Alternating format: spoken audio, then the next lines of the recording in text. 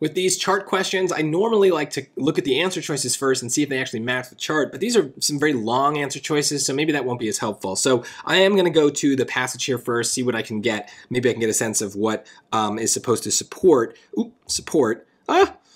based on just what I see here. So let's do that. Studying tools unearthed at a cave site on the western coast of Italy, archaeologists, whatever, have determined that prehistoric Neanderthal groups fashioned them from shells of clams that they harvested from the seafloor while wading or diving, or that washed up on the beach. Clam shells become thin and eroded as they wash up on the beach, while those on the seafloor are smooth and sturdy. So the research team suspects that Neanderthals prized the tools made with seafloor shells. Okay, however, the team also concluded that those tools were likely more challenging to obtain. Okay, something about them being challenging to obtain. So they prized the seafloor shells. Yeah. Okay, it seems like seafloor versus beach matters. So I don't know. Let's take a look. I don't know what this could be.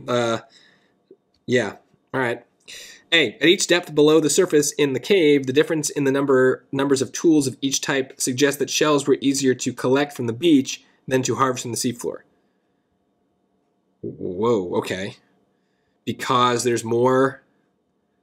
Yeah, so for every column, the beach is greater than the seafloor. And you don't have the ability to write on these charts on the test. So you might have to just draw this or something like this on your scrap paper. But okay, so it's more challenging to obtain the seafloor ones, so there'd be fewer of them.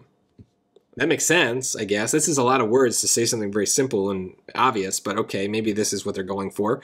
So that seems logical, because yes, there's more from the beach. I don't know. Let's just keep going. The highest number of tools were at a depth of 3 to 4 meters below the surface, which suggests that Neanderthal populations at the site was highest. Okay, this is true. This is a true statement based on the chart, but it has nothing to do with what we're talking about, right? They're talking about preference. Basically, my summary is beach versus seafloor. Now notice B is not making any sort of contrast between those two things. That's the point of the study, is they're trying to say that there's some sort of ranking going on between those two things. So this is talking about different periods of time, not different locations where they found the shells. This is just like a different idea. Doesn't matter for what we're being asked. C, at each depth below the surface in the cave, the difference in the numbers of tools of each type suggests that Neanderthals prefer to use clamshells from the beach because of their durability.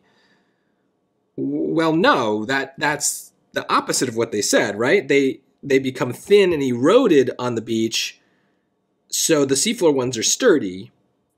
So that's just the opposite of what they're saying, right? The clamshells from the beach are not durable. They're less durable than the seafloor ones, so that's just wrong. D, the higher number of tools at depths of 5 to 6 meters below the surface in the cave than at depths of 4 to 5. Okay. Yeah, 5 to 6, 4 to 5. Yeah, okay. Below the surface suggests that the size of clam populations. No, again, it's not about this. It's not about the clams, not about the people. It's about the location. So A is about the location, right? Right, the difference of tools of each type. Yeah, easier to collect from the beach than the seafloor, right? This is the only one that's actually comparing beach to seafloor. That's what the passage is doing. So in a dumb summary kind of way, even if I hadn't been given the chart, I probably would have still picked choice A, because it's the only one that's about the same idea that's in the passage. So don't let these figure, graph, chart questions bother you. A lot of times they're the same strategies that we use for the normal passage questions, dumb summaries and things like that. So if you don't understand the chart, you're probably still gonna have a good shot at the question.